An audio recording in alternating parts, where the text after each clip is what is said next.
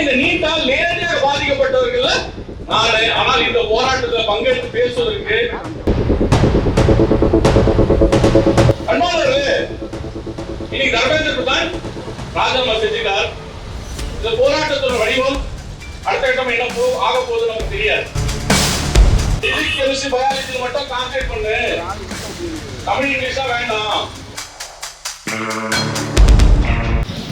இன்குலாப் சிந்தாபாத்னா புரட்சி வெள்ளட்டுமா இருக்கும். இன்னைக்கு டெல்லியில போராடக்கூடிய ஒவ்வொரு போராட்டங்களையும் இந்த முழக்கம் இருக்கும்.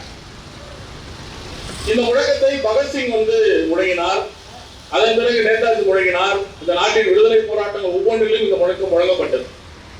ஆனா அந்த புரட்சி ஓகப்பட்டதா வெல்லப்பட்டதா நமக்கு தெரியாது. ஆனா இன்னைக்கு அந்த புரட்சி வென்று எப்படி டெல்லியில இதே மாதிரி விவசாயிகள் போராடினாங்க. டெல்லியில இதே மாதிரி சிஏ சட்டத்திற்கு எதிராக போராடினாங்க.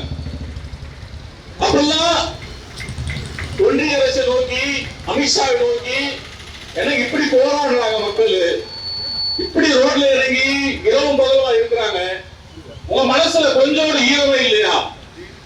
கொஞ்சம் கூட அந்த மக்களோட போராட்டங்கள்ல நீங்க மதிப்பு தர மாட்டீங்களான்னு கேட்கும் பொழுது அமித்ஷா ஒரு வார்த்தையை சொன்னார். எடுத்த முடிவுல ஒரு அடியும் பின்னோக்கி பழக்கமே இல்லைன்னு சொன்னால், ஆனா இன்னைக்கு இந்த மாணவருடைய போராட்டம் பிடரி நரம்பு தேய்க்க ஓட வைத்திருக்கிறது இந்த ஒன்றிய அரசை. அதன் வெளிப்பாடுதான் ஒன்றிய கல்வி அமைச்சர் ராஜினாமா பண்ணியிருக்கிறார். நாம வாழக்கூடிய காலகட்டத்திலேயே நம்மளோட போராட்டம் ஒரு ஒன்றிய அரசையே ஆட வைத்திருக்கிறது சொன்னால் அதுக்கு முழுக்க முழுக்க கிரெடிட் யாருக்குன்னா மாணவர்களாகிய உங்களுக்கு தான். இத்தகைய போராட்டங்களை, இத்தகைய மாணவர்களை ஒன்று திரட்டி இருக்கக்கூடிய தமிழக வாழ்வுரிமை கட்சிக்கும் போன சட்டமன்ற தேர்தலில் நம்ம வேல்முருகன் தேர்தலில் நிக்கல.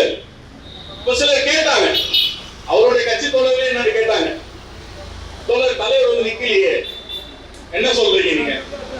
ஜெயிச்சா சட்டமன்றத்தில் இருப்பாரு, எலெக்ஷன் நிக்கலாம், அண்ணன் ரோட்ல இருப்பாருன்னு சொன்னோம். அதை இன்னைக்கும் அண்ணன் நிரூபித்திருக்கிறார்.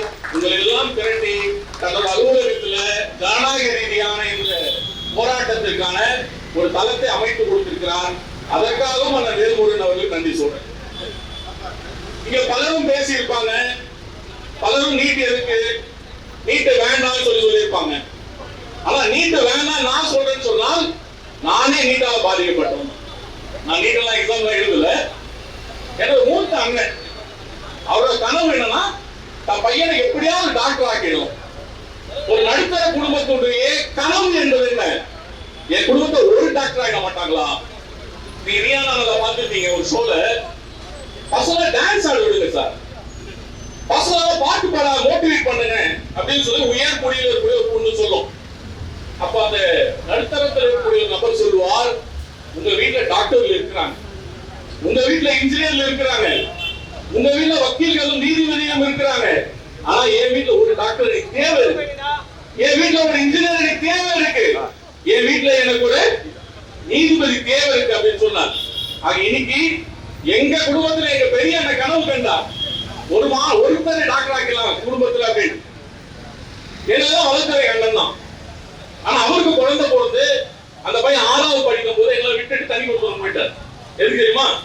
தன் பையனை இல்ல டாக்டர் ஆக்கணும்.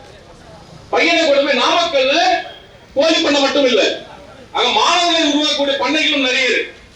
அப்படியே பண்ணைகள் 6வதுலயே சேர்த்துட்டார்.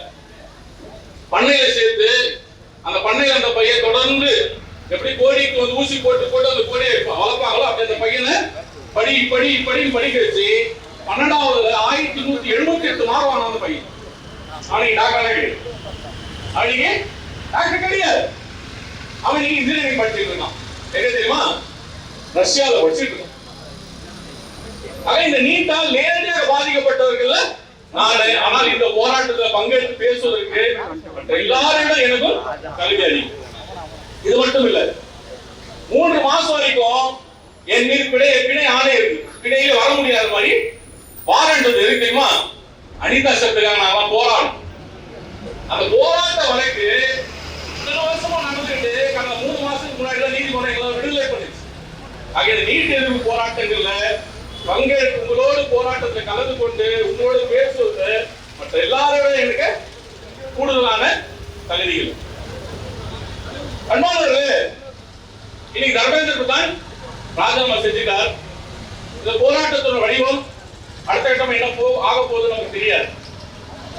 ஆனா உங்களால நான் வைக்கக்கூடிய ஒரு கேள்வி அல்லது ஒரு கோரிக்கை ஒண்ணுதான்.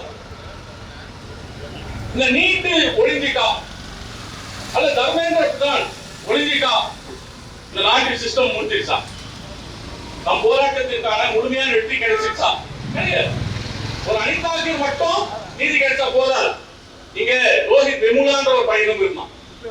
இங்க பாத்திமா லத்தீஃப் என்ற ஒரு பொண்ணு இருந்தா. அனிதா எதுக்கு செத்தா? அனிதா தற்கொலை பண்ணிக்கணும்னா நீட்டுக்காக, இந்த கல்வி சிஸ்டத்துக்காக, இந்த எஜுகேஷன் சிஸ்டத்துக்கு எதிராக நீங்க அனிதா தற்கொலை பண்ணிக்கொண்டார். அதே மாதிரி ஹைதராபாத் பல்கலைக்கழகத்துடைய மாணவன் இந்த கல்வி திட்டம் மாறாதவரை அவர்கள் போராட்டம் என்பது முடியாது.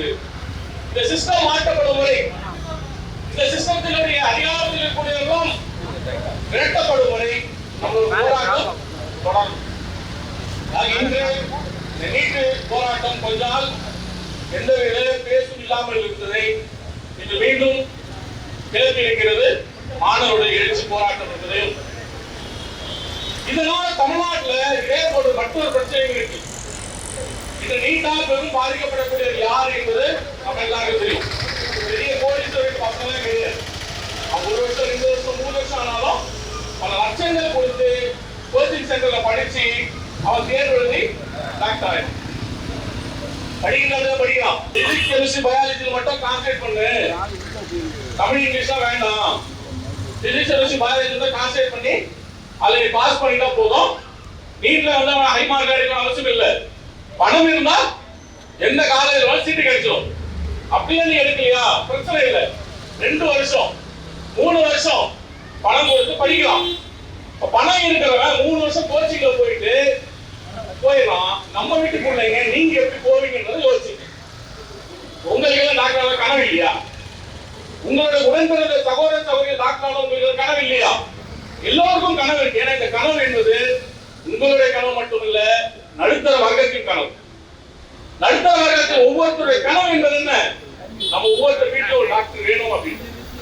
இன்னைக்கு நீட்டை கொண்டு வந்து டாக்டர் ஆகிடுவாங்க. ஒருத்தர் தமிழ்நாட்டில் ஒரு பெரிய ஒரு அரசியல் தலைவர் சொல்லுவாரு, எல்லாரும் டாக்டர் ஆசைப்படுறீங்க, எல்லாரும் டாக்டர் ஆக ஆசைப்படுறீங்க. இன்னைக்கு டாக்டர் ஆகக்கூடாதுவான், நாளைக்கு இன்ஜினியர் ஆகக்கூடாதுன்னுவான், நாளைக்கு நீங்க அக்ரிகல்ச்சர் படிக்கக்கூடாதுன்னுவான், நாளைக்கு நீங்க படிக்கவே கூடாதுன்னுவான்.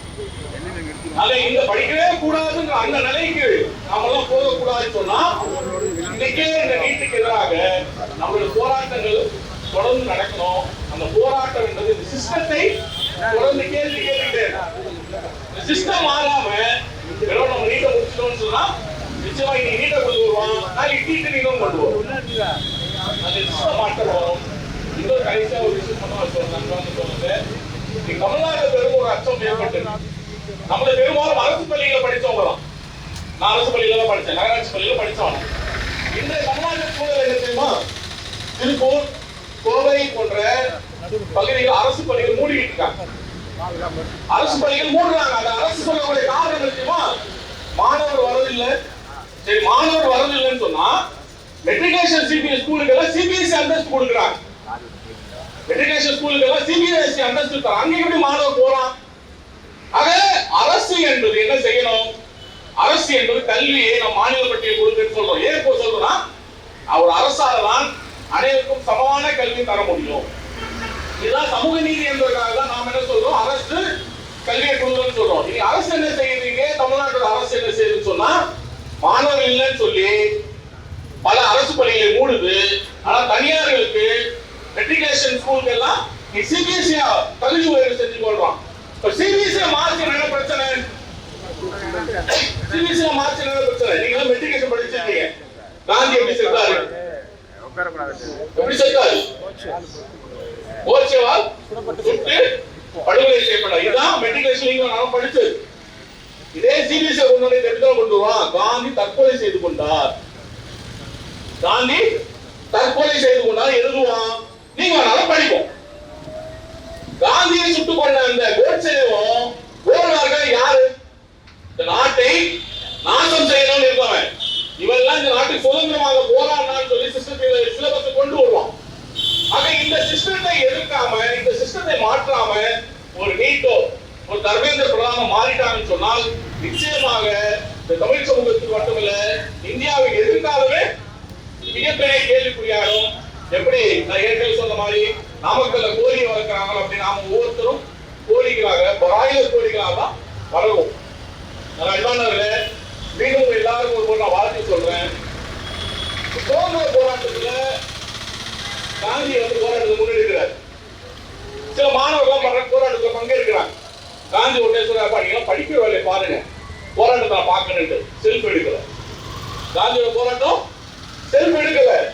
நேதாஜி சுபாஷ் சந்திர சொல்லி போங்கப்பா மாணவர்களா வகுப்புகளை புறக்கணிப்பு செய்யுங்க, எல்லா மாணவர்களும் கல்லூரியை விட்டு ரோட்ல போய் இறங்குன்னு சொன்ன பொழுதுதான் சுதந்திர போராட்டத்தை செல்ஃப் எடுக்குதுன்னு சொன்னால் அப்படியாப்பட்ட வெள்ளைக்காரனே நம்ம விரட்டியவர்கள் இன்னைக்கு இந்த பாஜக RSS போன்ற இவர்களுடைய திட்டத்தை நம்மளால் வீழ்த்துவது ரொம்ப இலகுவே என்பதை இந்த போராட்டம் நமக்கு காட்டி இருக்கு.